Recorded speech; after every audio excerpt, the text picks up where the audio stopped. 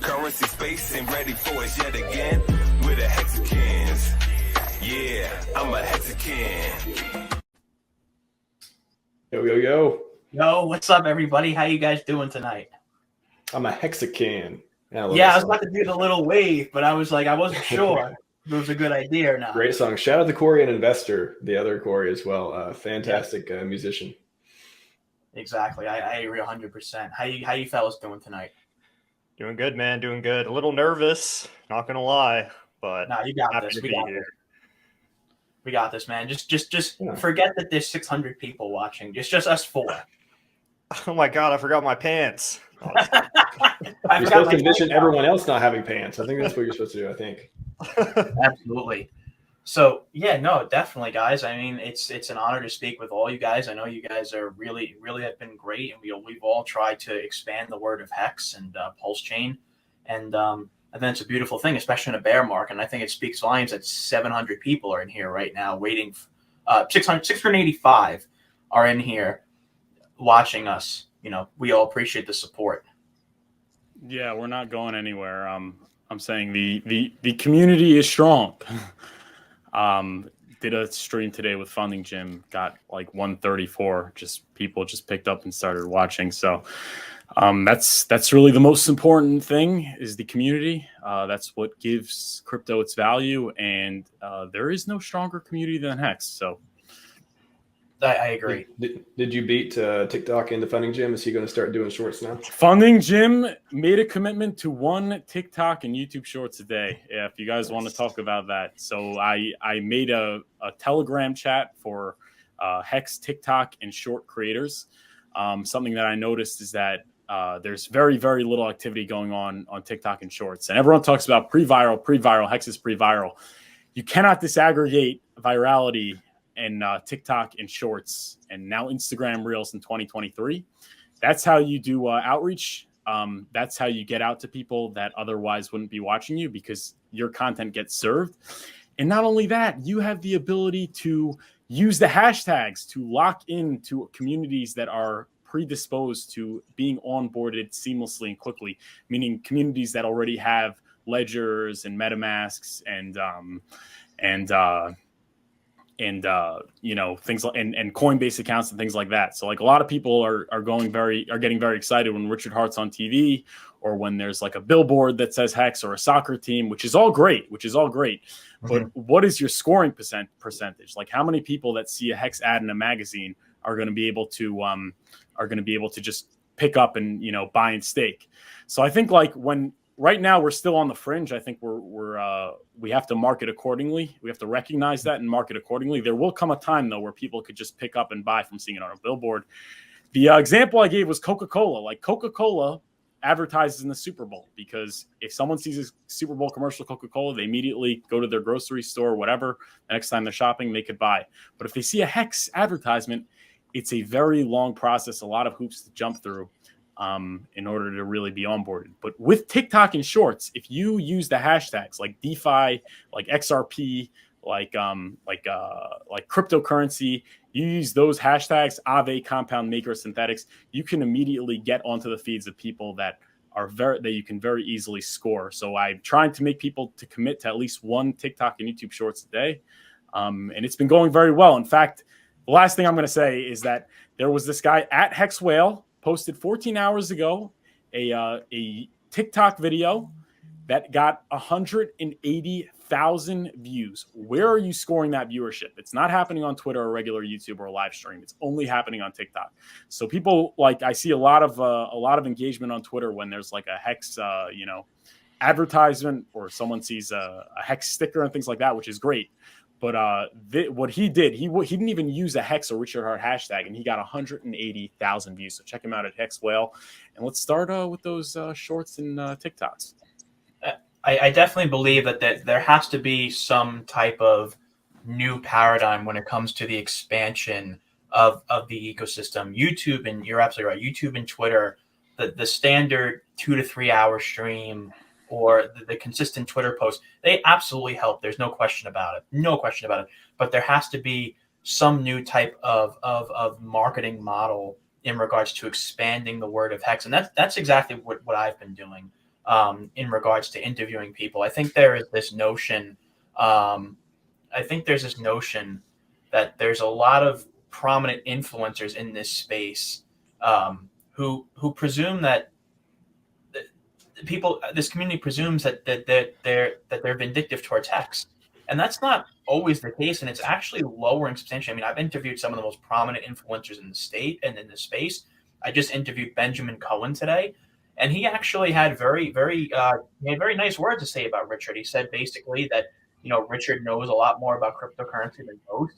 He was pulling out centralized finance platforms that really were dangerous, like BlockFi, like Celsius.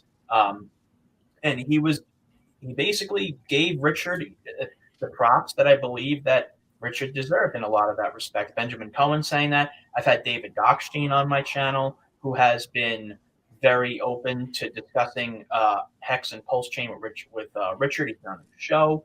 I've had Crypto Wendy on my channel. I'm going on her channel numerous times. She has covered HEX. I'm close with her. BitBoy, when we had a stream together, he was aware that I was a HEX streamer.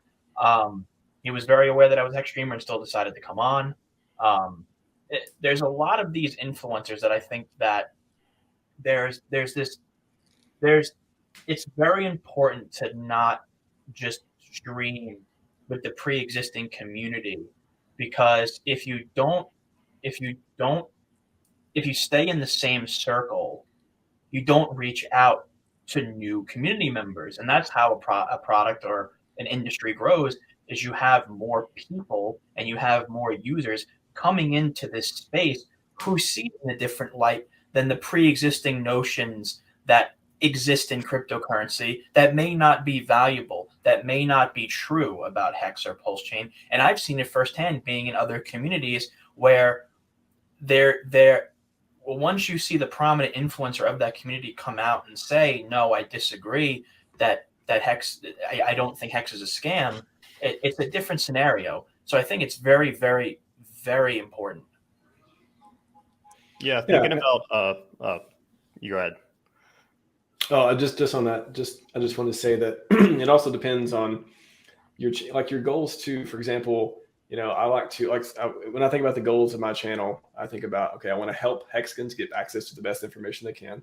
I want to spread HEX to other ecosystems as well, and I want it to be something that I don't monetize. I want it to be something that's just nobody owns my words. Everything I say, I want to be able to back up, and I want you to click on the stream or click on the video, whatever it is, and never be disappointed. I never want it to be clickbait or anything like that. So I want to keep it, sort of for Hexicans, but also have a cross collaboration with other people from other industries as well. But it's a balance, and sometimes you go one way or the other, and there's no right or wrong for that. But I think when you talk about reaching out to other communities, that's something important to keep in mind: is how much do you want?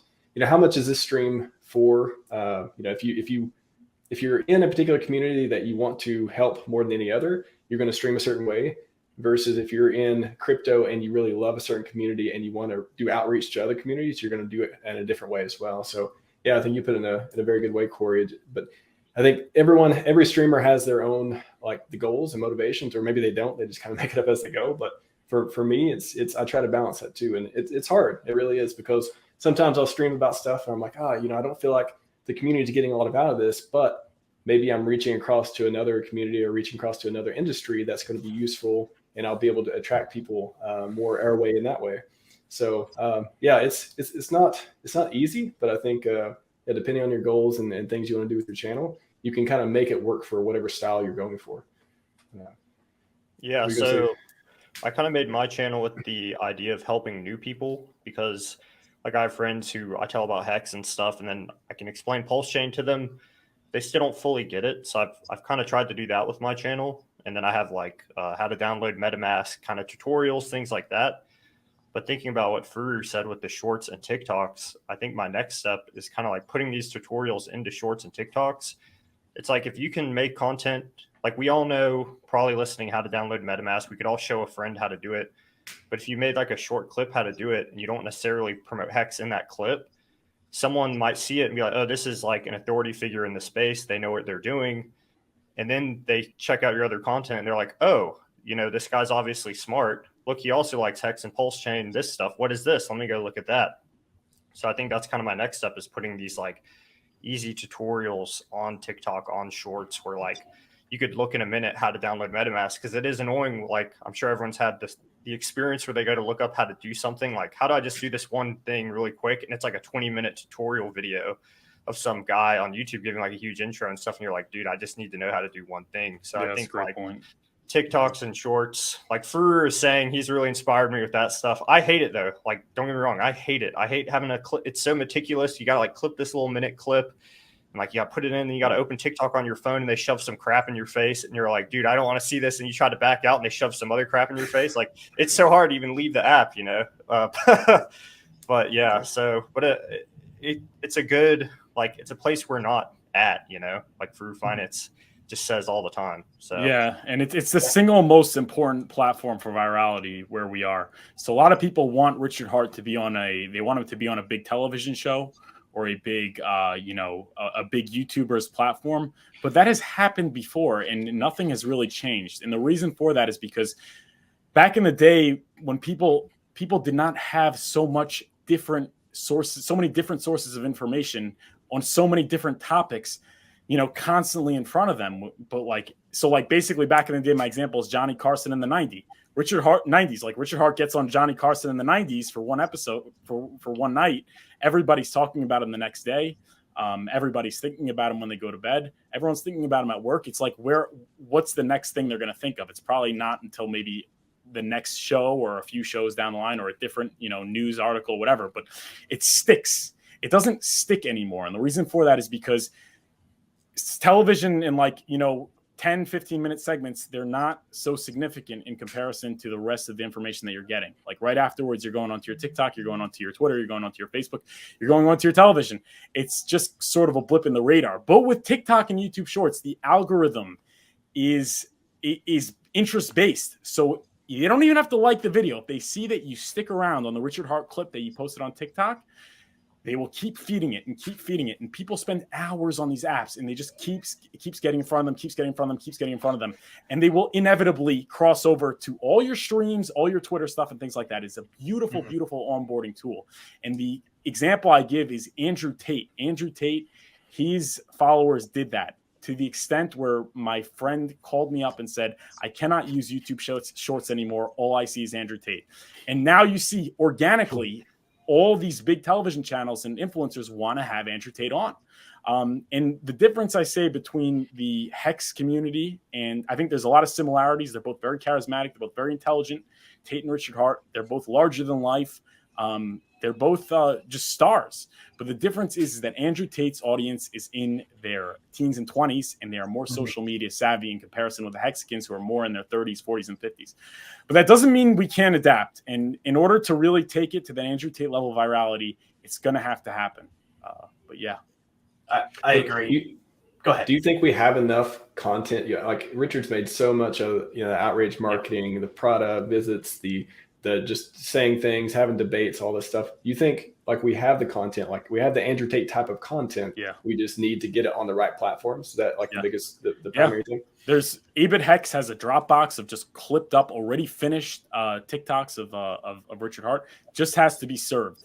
And the more accounts there are pushing it, like one person achieving virality on a certain topic is hard, but if you're consistent, you could get it. If you do 3, 4 a day, if you have 5, it's a little bit easier, but it's still difficult. If you have 20 people committing to, you know, 1 to 2 TikToks a day, either of Richard Hart, you know, sound bites of Richard Hart, or themselves talking about HEX, you know, it's game over. It's game over. And that just has to happen. And I'm trying to make that happen. And I hope that we could get all the YouTubers in HEX to start, you know, posting those shorts and TikToks, because unfortunately, it's like a graveyard. I mean, it's gotten a little better the past couple of days because of my efforts and efforts of many people out there. But the single most important, you know, pathway to virality is not concentrated, which I think has to change. I agree, and it goes. We have a community here. There's 1.2K people watching here. It really goes to show, like when I see people on Twitter and people on all of these social media platforms saying, oh, the HEX community is dead, or the HEX community is not growing, I found that to be rather peculiar and wrong when you have, in the midst of a brutal bear market, in the midst of coins being down 95%, where there's 1.24K people watching this panel right now, watching this stream. I think that speaks volumes. It speaks volumes about the expansion of this community and how far we've come as an ecosystem and how far we've come as a community. And I believe a lot of this concern that I see right now on Twitter specifically, because that's where I am predominantly, and I think I'm going to start migrating into YouTube Shorts as well, because again, like, we all have busy. We got him. Yeah, no, we all no, seriously, we all have lives, and Pound it, Corey. a 2 to 3 hour stream, He's plugged in. Yeah, it's not something that people have the time to listen to. People do have the time for a minute or two. They have a minute or two to watch a shorts that's informative and concise. So I agree with you 100%. What are your thoughts, Ben? The community is strong. Like last night, I literally was missing the HEX conference because there was this awesome Twitter space going on. And I was like, there's too much good stuff happening. Like it is nuts. And I'll see on my YouTube, like there's like 3 different HEX live streams going on, all with like 100 live viewers, 50 live viewers. It's like we have all this variety to choose from. It's just, it really is crazy, you know? Yep. 1.27K now. Yeah. And I was going to say, I don't think the content has slowed down. If anything, in the bear market, I mean, of course, the last maybe few months or so, we've seen people not stream as much for one reason or another. Maybe some people are taking a break or whatever's going on. But it's amazing to see, like Ben said, just so many different streams going on at one time, so much content being created.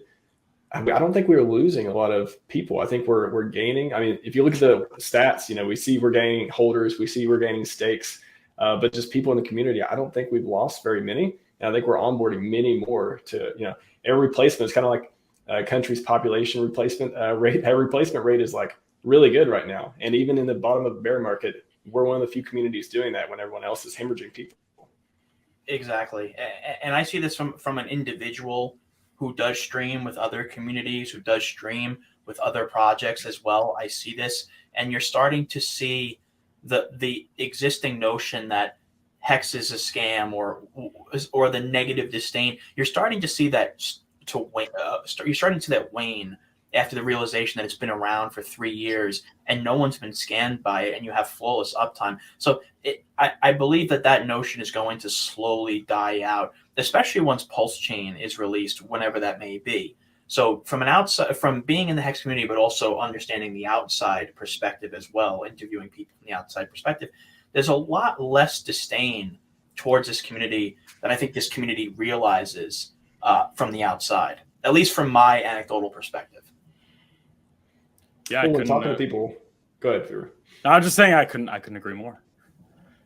Well, Corey, I mean, having talked to so many people too, especially outside the community, what is the red pill for HEX? Like, what is it that, like, have you talked to people who aren't into it, then get into it after the interview or sometimes afterwards? Oh, I'm I don't know much about it, but I want to know more about it. Or do you feel like after you talk to them, either on the interview or otherwise, like what does it take to get them on board once they're in crypto and they have their favorites, but you got this HEX thing going on? So one thing I've noticed with the people that I've interviewed, a lot of people, the influencers that I've interviewed, one of the main reasons why they've kept their distance is actually in regards to intimidation by the community in some respects. They for example, like there was Crypto Wendy, for example, made a concise portion about HEX a couple of weeks ago.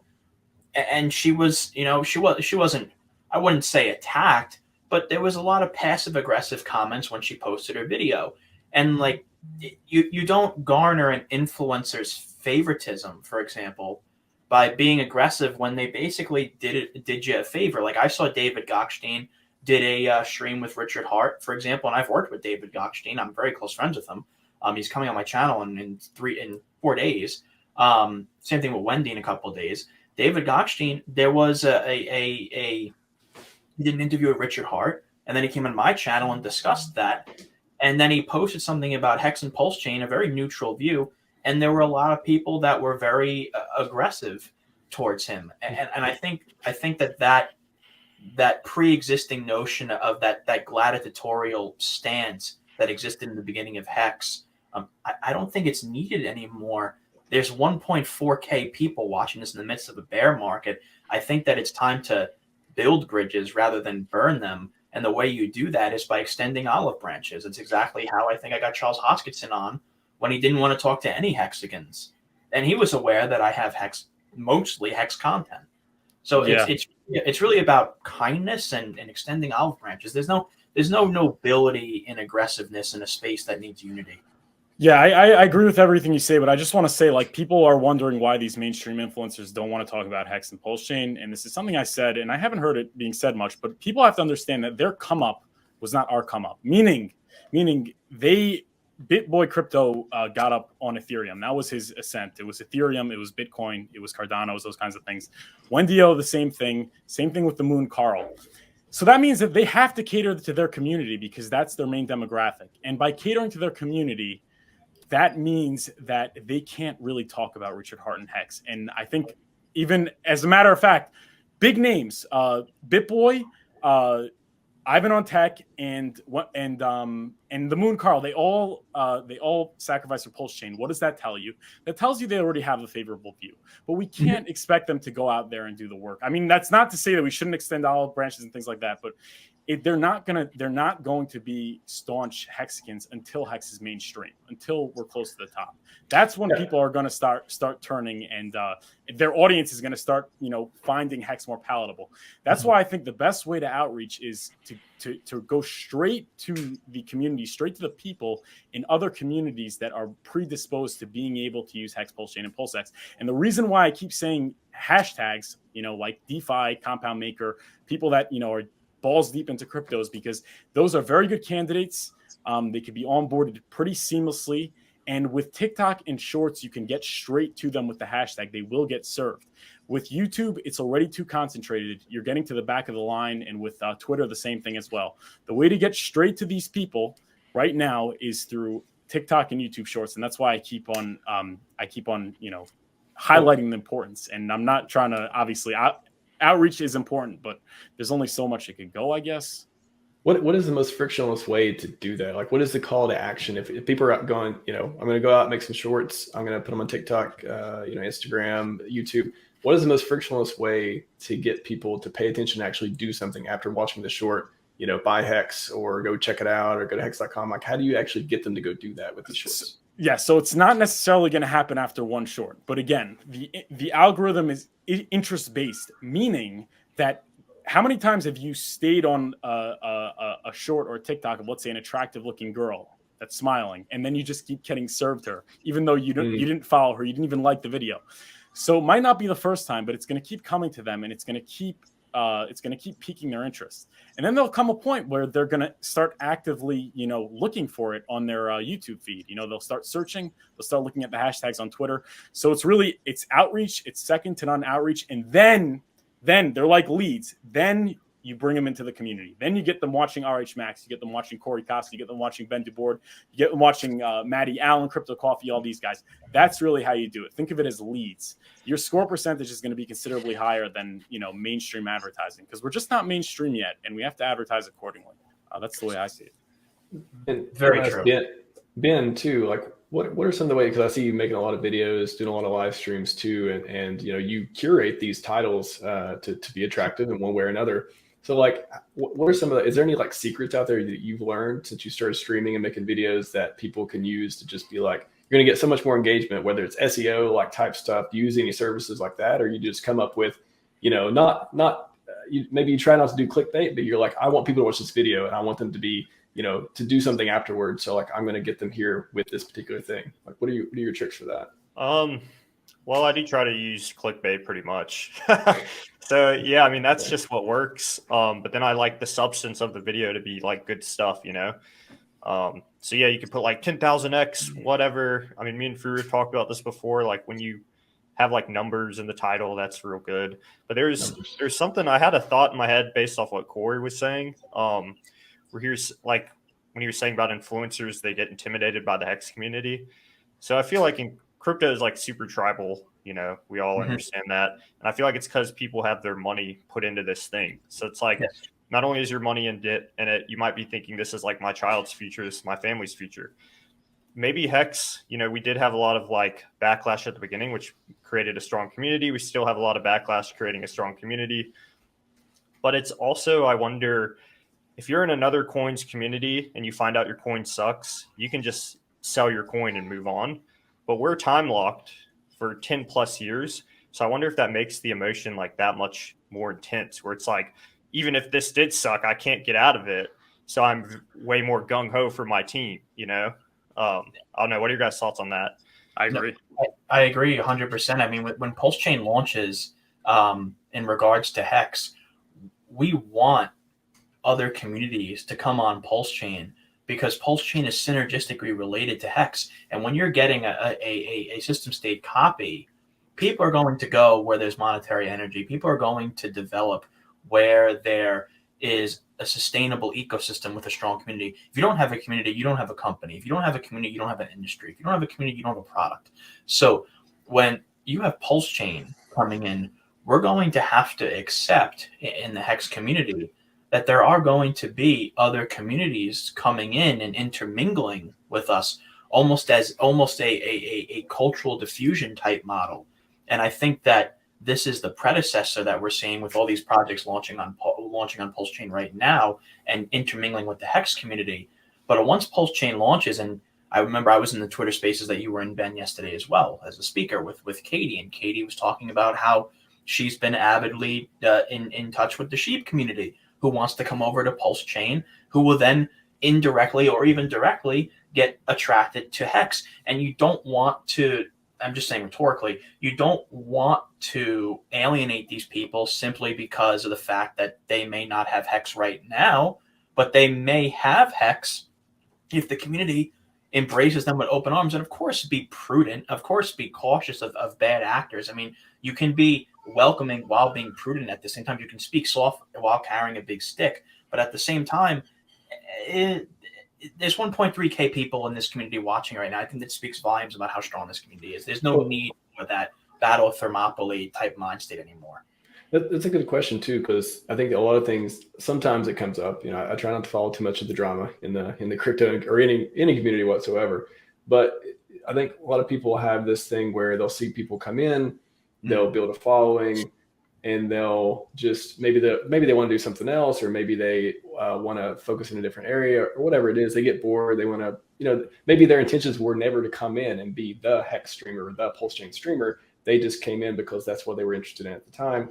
They moved on, did other stuff, and then maybe they rub people the wrong way by not talking about that anymore, or whatever it is. But where is there a line there, and how do we be welcoming and give people our time, effort, consciousness, and really get into share this common have this common interest together without feeling like, they're not talking about what I like anymore or stuff like that. Where is there a line, and how do we deal with that? Because that seems to come up every once in a while. Yeah, I mean, that kind of goes back to what I was saying, why these mainstream influencers are going to be very cautious to speaking favorably about the Richard Hart projects, because they are beholden to their audience. And in the same way, you have audiences, you have these influencers out there that sort of pivot to these coins that aren't, RH coins and things like that. And they get backlash, and I think that's just kind of that's just kind of the way it goes. I mean, you are certainly beholden to your audience to an extent, and I mean, you could maybe pivot, but it is very difficult because, you got these 1,000, 2,000 viewers because you were talking about Hex, PulseChain, and PulseX. So I mean, I think it's just something that that is the way it is. And if you really want, a lot of these people could completely pivot, and then, they could say they're not even into it anymore. But I don't know, I mean, that's just the way it is. You are beholden to your audience to an extent. Like I have purposely pigeonholed myself as RHMaximalist because that's what I want to talk about. And anytime I have this like temptation to go elsewhere, I'm like, no, like, what is your goal? Like, what is your values? And that's just me though. Like everyone else has their own deal going on. So for me, that's how I keep like my audience in check, and like that's how I keep like myself too. But just like I said, I feel like a lot of these like little dramas and little things that come from just people having expectations. Maybe they shouldn't have any expectations. And then, and they try to want to play this control on other people, and they have, the emotions kind of get tangled up. So I feel like that's one of the hardest things to figure out being in a community is, how do you just be accepting of people without having to put the expectations of what you want them to do on them? Maybe that's one way to frame it. There are ways to consistently give your subscribers the content that they desire if you're a Hexican, while simultaneously reaching out to other communities. First of all, I think one of the strengths in that is transparency. The second is neutrality. I think when you start becoming inherently biased and you start showing that you're biased, it raises questions that are pre-existing in the community, like, oh, are they trying to sell me on something else? And that's not the case. I think neutrality is a strength when it comes to bringing people together, because you're not forcing something on somebody. You're not being passive in regards to the perspective that you're trying to give in regards to a specific angle. So, for me personally, I mean, in regards to HEX, 90% of my content is HEX, and I always give homage. Like when I went on ATB, I said thank you so much for the HEX community for giving me this opportunity, because I've said it. I wouldn't be here. I wouldn't have a YouTube channel if it wasn't for the HEX community. I was with another community 3 years ago when I started my channel called Icon, and the largest amount of subscribers I ever got in that community for the 3 years of work I did was 600 subscribers. I got into HEX, and now I'm at, I think, 6,300, and it's a result of this community.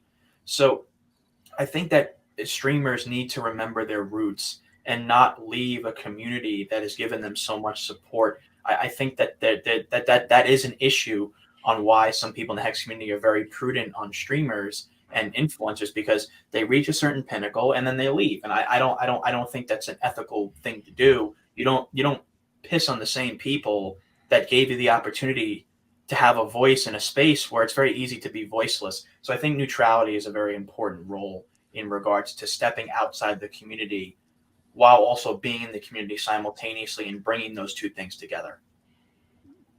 Yeah, I just think if people want to pivot to other coins, I mean, they're going to have to deal with the backlash, and they're going to have to be willing to start again from scratch, which I would be willing to do if that were what I believed. But thankfully, that's not the case, and hopefully won't be the case forever, or for the foreseeable future. But that is the reality. I mean, I'm not at 2,000 followers in under in like 5 months because of my talents and my wit and my charisma. It's just, if we're being real, it's really because I am promulgating the philosophy and the crypto and the things that Richard Hart says, and I'm happy to do that because that's the truth. But yeah, I mean, that's just the way it goes, and I think that's a good way to really empathize with these mainstream YouTubers that don't want to talk about Richard Hart, because they are beholden to their audience, and if they'd pivot, they'd have to maybe start again from scratch, which it might be something they don't want to do. But yeah, shout out to the PulseTube.com for aggregating and having a list of all the new streamers. I remember being on the under 1K club there for a while, and it was just amazing the way that they put the content together for the community. They show you people who you may want to highlight or like help out with subs and stuff like that. They helped Furu aggregate some of the content, and all of us who started out, you're on this either, and they aggregate alpha content and like all the cool Richard Hart stuff too. So I think they help a lot of our streamers in the community as well. So shout out to them. Yeah, and by the way, they're actually going to start aggregating TikToks and shorts. Yeah, and TikTok. Yeah, they made a TikTok as well. I think Crypto Gains Club said something that's really resonating with me in this chat that I think that all streamers should be aware of. This quote really resonates with me. You don't get the community you want. You get the community you deserve. And that's something that I really find value in, because you do get the community you deserve. You get the community that supports you. If you support them, it's that simple. So I think there's massive value in that respect. Agree. Sure. What are your thoughts, Ben? I agree with everything said pretty much. I mean, yeah, it is crazy. Like, my first video was on the PulseChain sacrifice and PulseX sacrifice. I had no subscribers, and it's my most viewed video, and it was my first one. So that's just nuts, you know. It just shows how strong the community is, like we've been saying. But yeah, you know, I believe in the long term of HEX and stuff. Like, I put my name on this stuff, you know, like my face and my name. We're all out here like believing in it. So it's like, if shit hits the fan, it's almost like you're leveraging your HEX position when you come forward. And like, that's kind of what I realized when I started making content, was like, not only am I financially invested, I'm now publicly, I have like social capital invested as well. So like, there's more on the line, I think, for all the content creators. But yeah, I mean, I just think it's the best crypto. It's the best community. Like, I like that it incentivizes long-term thinking. Everything's get rich quick everywhere, pretty much, especially in crypto. But even outside of crypto, it's like sports betting ads here, go to the casino, gamble here, even video games for kids, or like get your loot box and all this stuff. So yeah, it's very unique, even outside of crypto. It's just a unique thing, I think, HEX is. Yeah. Ben, when you talk to other communities too, how do you sell them on HEX? Like, how do you, you know, maybe they're into Shi, maybe they're into Doge, maybe they're into Cardano, whatever it is. Like, how do you, if you have a conversation about HEX with them, like, what are some of the things that come up, and like, how do you actually like red pill them for the HEX side? If you're trying to get them interested. Most people are sold on personalities, not. Most people are sold on the personalities behind the products, generally, not necessarily the products themselves. That's why I think community is so valuable. When you approach people, you could have the best product in the world, but again, if you alienate those people, it really, the chances of that individual being onboarded is slim. So that's why I really appreciate funding Jim's approach, for example, who's very adamant about being diplomatic and peaceful in his approach. And when someone says something maybe negative about HEX on a social media platform that has a large following, maybe it would be crucial to educate them and say that that's not correct, rather than being aggressive and abrasive. Like, for example, like, I use Matty Greenspan as an example. I know a lot of people in this community don't like Matty Greenspan. However, I've extended an olive branch to him and said, listen, like, you have a friend in the HEX community. Not all of us are aggressive. Like, not all of us are going to attack you on your opinions. You have yours, we have ours. But just know that we're not enemies on the basis of differences on opinion. So, you know, and he said thank you. And did he decline to come on my interview? Yes, he did, but in a very, very polite way. He didn't block me. And, you know, I still chat with him every now and then, and I hold no ill will against him. So I think that that's crucial to bring people in, instead of being aggressive and abrasive, rather bringing people together. Well, let's say somebody comes up to you and like, hey, you know, Corey, love your show. I see you talk about, you know, HEX and other things too. Like, what, you know, I think this is the bottom of the bear market. This is, you know, I want to put some money into crypto, HEX, Bitcoin. Like, how would you make the case for HEX, for example? I would use the actual embodiment of what went wrong in the latter half of 2022, which is the amalgamation of CeFi and DeFi, which has been the whole reason why so many people have lost so much money.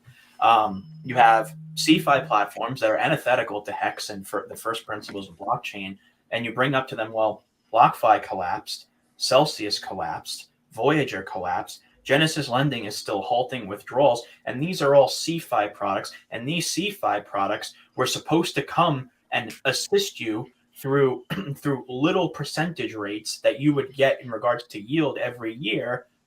but they were C5 products held by middlemen, whereas Hex is actually embodies the true DeFi. When I say true DeFi, I don't mean the DeFi buzzword that has gone around the last 7 months, because the last 7 months have been absolutely that DeFi is dead. Hopefully, yeah, exactly. So the notion of DeFi right now, the definition, just like the definition of a recession, has been skewed over the last 7-8 months, and I think that one of those things is bringing up that CeFi debacle, but also bringing up the first principles of cryptocurrency. That Hex has no middlemen. That Hex has, excuse me, no admin keys. That Hex embodies the sense of delayed gratification. That it's not mandatory, because I think when you push people to stake, they become very uncomfortable when they have their money locked up. And I don't think that should be perceived as mandatory. If someone doesn't want to stake, then they shouldn't be forced or looked at with disdain because they don't stake. I think it's a matter of bringing people into the community and seeing the friendliness and the openness of the community, rather than what they perceive that they have to do in order to get into the project or product. Yeah, you make some great points. I also want to say, like, there has to also be an understanding that we are in a bear market and the price is down 95%. And it is, again, we're still fringe. I mean, that's going to change, but we're still fringe. So there has to be an understanding that you're not going to convince everyone. And you have limited time and resources. So you want to allocate it to the ideal target market and to the most people possible, because you will score a percentage of them. So that's why I keep saying, so Richard Hart was right. We could say from today till tomorrow. Hex is the solution to everything that went wrong in terms of middlemen and all those things during this past bull market. But if the people don't hear it, if it doesn't get in front of people, then it doesn't make a difference. You could say it's the world's largest free airdrop. If the people don't know they're getting the world's largest free airdrop, it doesn't make a difference. And people will know. And but at this current time, when the price is down 95%, you are going to find difficulty onboarding people. You could say, like, they look at the price chart, you say, like, no, really log, you have to count bottom to top. That's true, but like, they see, like, if I would have bought, then I'd be down like crazy. It's like, at the end of the day, like, that's how they see it. So you want to target audiences that understand cycles, that understand DeFi, that understand that everything's down, the market moves in tandem. They understand metrics, important for cryptocurrency to make it. And that's why I keep saying hashtags, guys. Hashtags. Going up to one person is awesome. Might have even a higher score rate, but how about getting in front of 300, 1,000, 10,000, 170,000, guys? Shout out to Hex Whale. Hex Whale released a video at Hex Whale on TikTok. 180,000 views. How many is he going to score?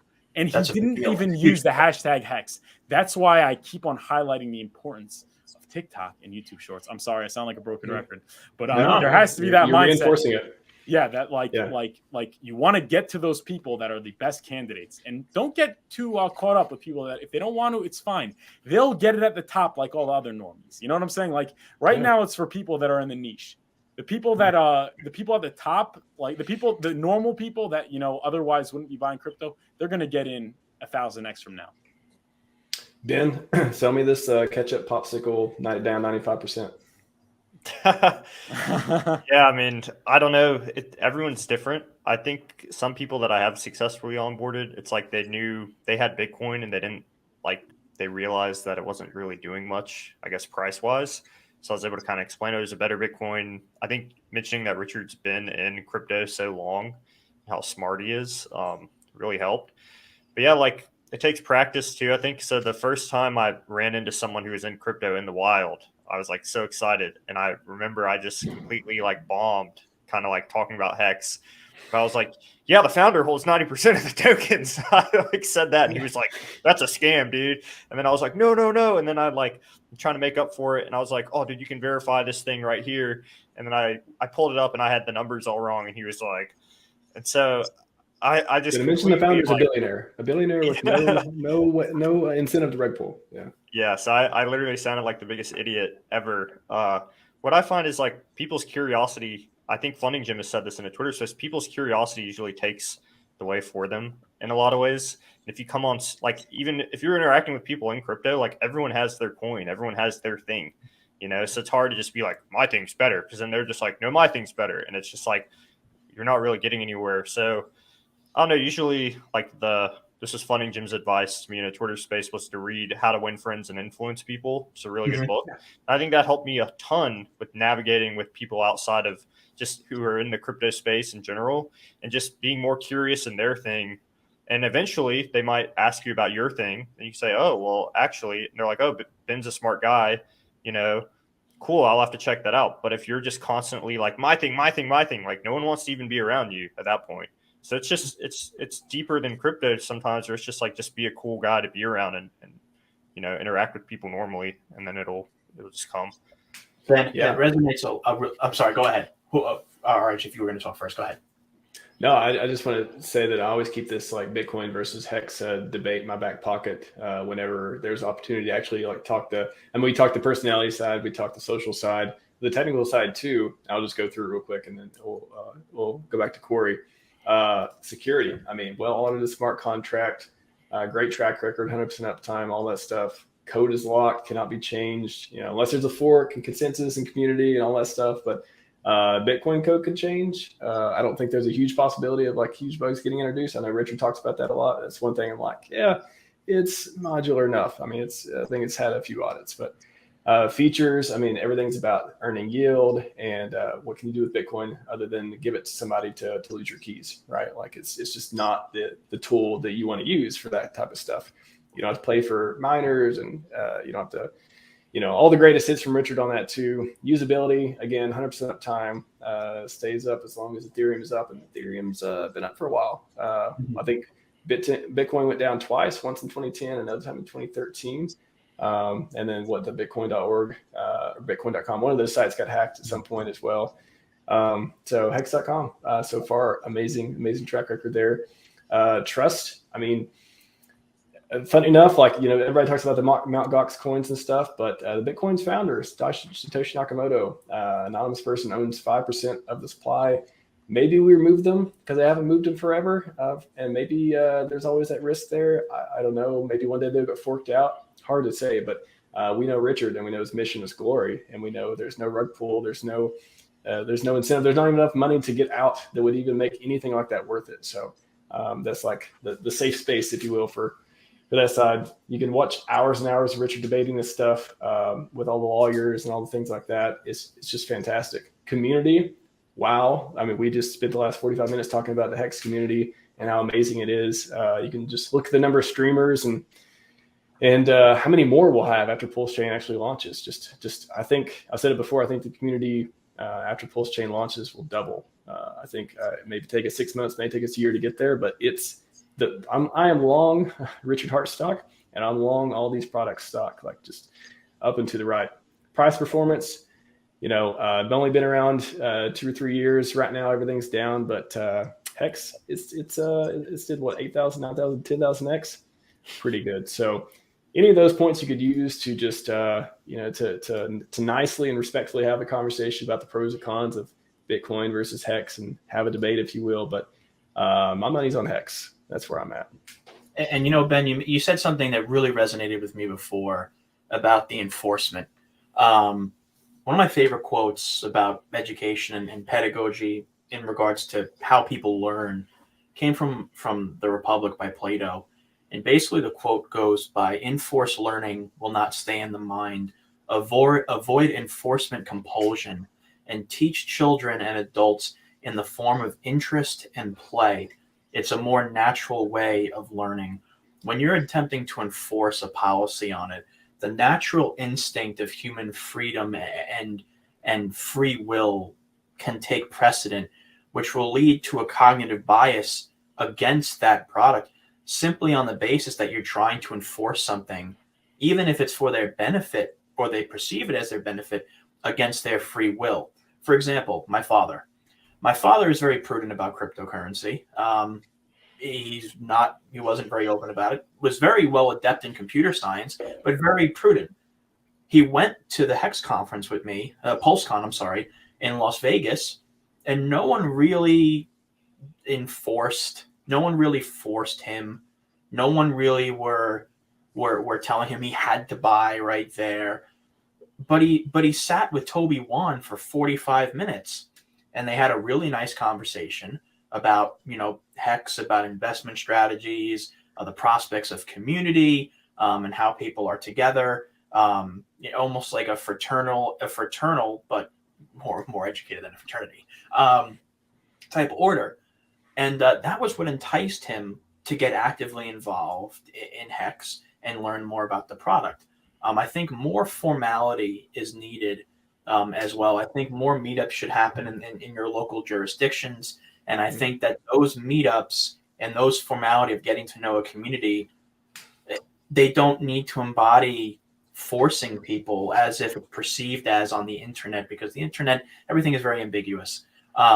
So I believe that there's more value in providing interest and benefit rather than enforcement and enforcement and kind of being over the top in regards to what you're trying to convey to an audience. I think too, when you understand HEX, it sells itself. I mean, its whole product market fit is obvious once you get over the, whatever, you don't like Richard, or you don't like supply stuff, or you don't like, it not being listed on centralized exchanges, or whatever it is, whatever like your sticking point is. Once you get over that and actually understand what it does and what it's here to do, then it's obvious. But it's like getting over that hump is the hardest thing I see for people that don't want to be. You could have a huge meetup. We get at this conference. I bet a ton of people in the chat are Hexicans, and there's probably a few that aren't, and they have their particular reason for not being. And maybe they understand Hex great, maybe they don't. But there always seems to be this little thing that's people can't get over that just stop them from being part of this amazing product. And I don't know. I hope once we get once we go sideways, once we get in the bull, all this stuff happens, that the eyes open up and everyone just doesn't gravitate towards NFTs or some other new shiny thing. They gravitate towards, wow, this product is meant for a purpose. And lots of people are using it to help themselves out of situations they never could before. I couldn't agree more. And that's why I keep saying literally every single metric, HEX is number one in terms of, financial freedom. It saves you from yourself. It also, which in turn, pumps the price because of less sell pressure. It has a benevolent founder. It has a great community. It has a great game theory, a game theory, the likes that which we have never seen before. The only thing that is needed is getting out in front of people, getting the message out. And there is no better way for getting the message out than TikTok. TikTok. How'd you know I was going to say that? TikTok and YouTube Shorts.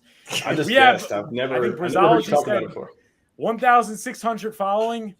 How many of you guys are going to commit to opening a TikTok, maybe making your own video or taking Abit's Dropbox and putting out TikToks of Richard Hart, getting the attention to him in the same way that Andrew Tate's community did? Subscribe. That too. And I'm live every day, Monday through Fridays at 12 p.m. Sundays Patreon stream. But I'm here for you guys. I'm making those. I said Brazology. I'm making those TikToks every day, and my friends make fun of me. They're like, "You're so awkward. It's silly. I'm not like the cool kids." But I do it because I know it's the right thing to do.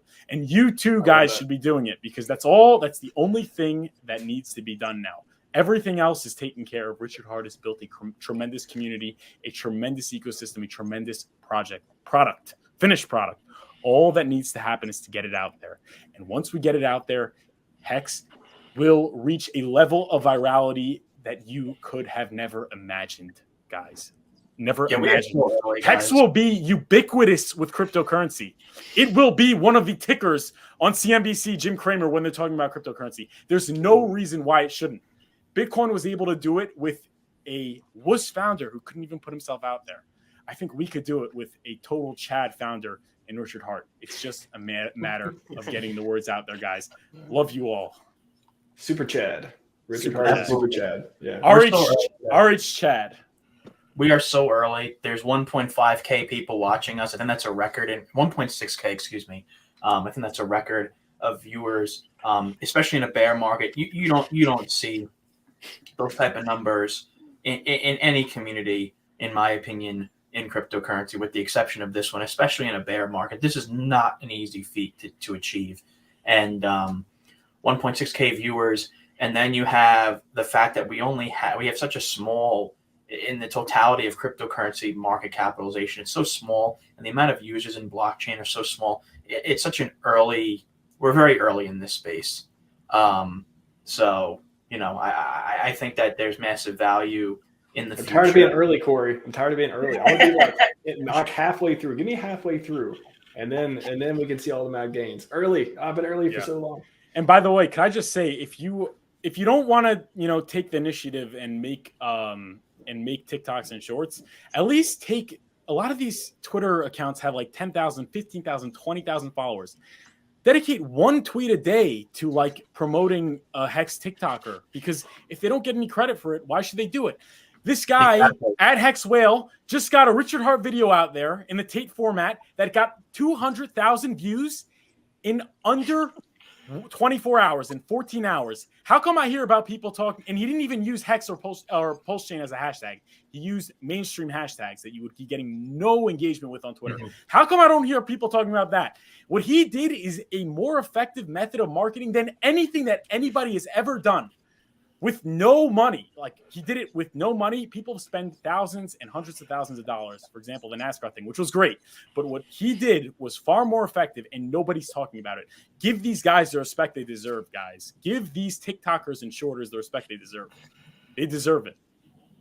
They're doing the work that nobody's doing, and in terms of outreach, they're second to none. Yeah, you got to get does matter. Price too. Yes, that's right. Yeah, I've got a quote here. I think it was, Corey, you're going to love this, man. It's a George Washington quote. And he said, "Ask not what your bags can do for you. Ask what you can do for your bags." Also, F that cherry tree. I think he said that too. Is that Hex K? He said, "Thy shall staketh thy hex." As well.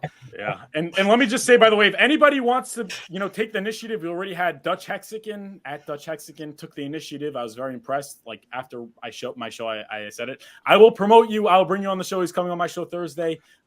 I will shill the garbage out of you on my Twitter on my daily show at 12 p.m. Eastern time at Furu Finance. So I got to give the people credit they deserve. So if you're a Hex TikToker or you want to become one, send me a DM, show me what you got, and I'll be happy to promote you. You deserve it.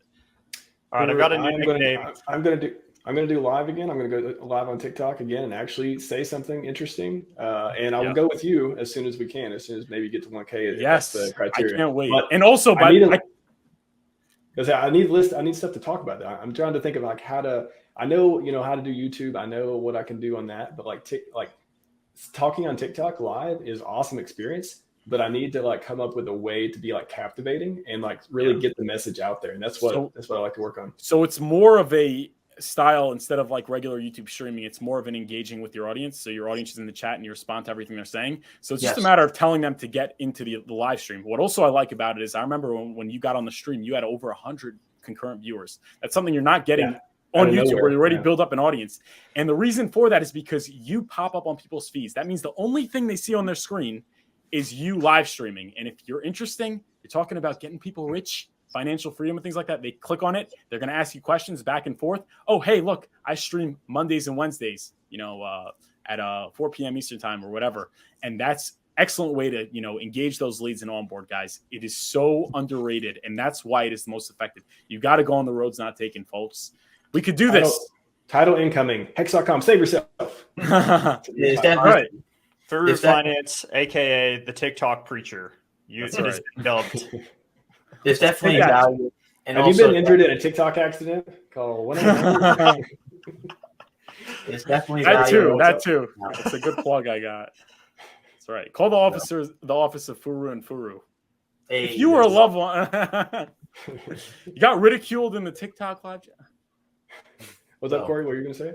No, all I was saying is also, make sure to, be, when you're engaging to other communities, even if they're wrong about Hex or their perspective is negative, don't reinforce it with aggressive behavior.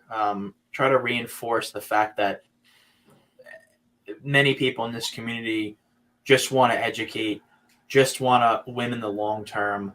And they just want that sentiment that Hex is a scam to just go away. And you don't do that through combativeness. You do that through diplomacy. So there's definitely value in reaching out to other communities and other influencers. I also recommend going into Twitter Spaces because you go into Twitter Spaces, and it may not have to even be about HEX or PulseChain or cryptocurrency. But if you go in there and then people follow you, and then people see your YouTube channel, and they say, "Oh, this guy is interested in HEX and PulseChain. Oh, you know, he was interested in the topic that we were in regards to Twitter Spaces. We have mutual interest. Maybe this is something worth looking into." So there's definitely value in that respect as well. So thank you. And thank you, Maddie Allen. Hey. For doing a hell of a job. Thank you for. My pleasure. I would call it a thankless job, but I think people thank you. I think they think Yes, appreciate Maddie, the work you do. absolutely. Well, you guys did a really great job with your panel, and I hope everybody follows you on YouTube. And thanks for being a part of the third HEX conference. Yeah, Absolutely. And I know my coloring's bad, guys. Okay, I'm black and white. I'm from India. Okay, I get it. I'm sorry. No, I love the David Susskind vibe. It's not working. Maybe this better. I don't know. Whatever. Sorry. you look fine. You look fine. Just fix it on TikTok, okay? That's right. Thanks, guys. Yeah. We'll See ya. see you